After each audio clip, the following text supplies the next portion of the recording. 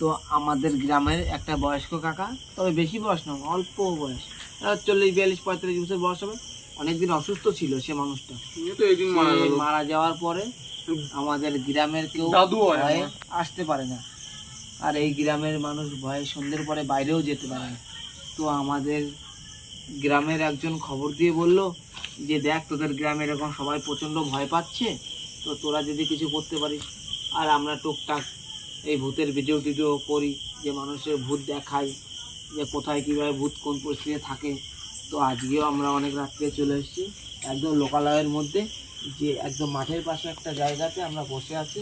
এই গ্রামটাতে এখানে প্রচণ্ড একটা নির্জন জায়গা, গাছে একটু পাতা নড়ছে না, গরমের মধ্যেও তবু আমরা মানুষকে দেখানোর জন্য এসেছি যে ভূত আসলে আছে কি না সেটা জানার দেওয়ার। আমাদের গ্রামের মানুষের যে একটা ভয় পাচ্ছে, এই ভয়টা ভাঙানোর জন্য আমরা এসেছি।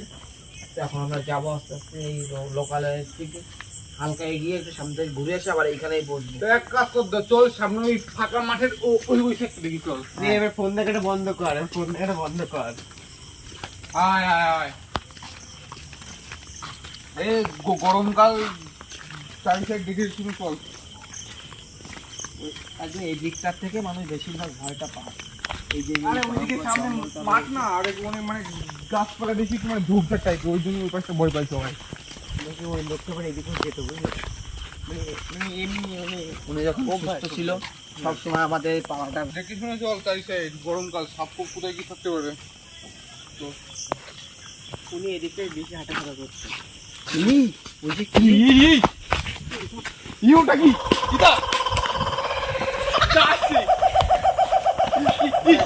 যেতে না যেতেই আমাদের একদম সামনে পড়ে গেল সেই ভয়ঙ্কর সে পেটারটা। আসলে কি কই এই সবে মাত্র আমরা দেখলাম এইখানে কে বসেছিল, আবার এখনই দেখি নেই।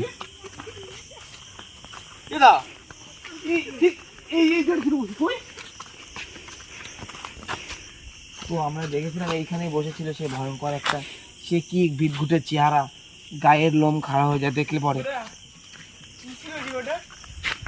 এই নেই তো কিছু এখানে। আর তো আমরা ওই সামনের দিকে যাব না, তো আমরা যেখানে বসেছিলাম সেখানে বসে থাকবো। না না, ওদিকে আমরা যাবোই না, ওদিকে আর যাবোই না। ওই দূর থেকে দেখা যাচ্ছে ওই যে গাছগুলো নড়ছে, এই চাষের জমিগুলো, এই ফসল লাগিয়েছে।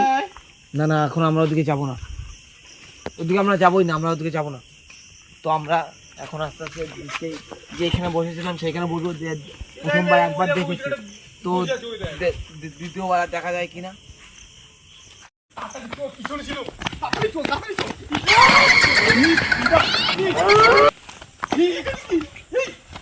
তো আমরা যেইখানে বসেছিলাম সেইখানে সে ভয়ঙ্কর ভূতের একটা, ওই যে, তো আমরা ওইখানেই বসেছিলাম এর আগে, সেই ভূতের রাস্তা ওইখানে দেখা যাচ্ছে। আমরা এইখানেই এত সময় বসে যাচ্ছি।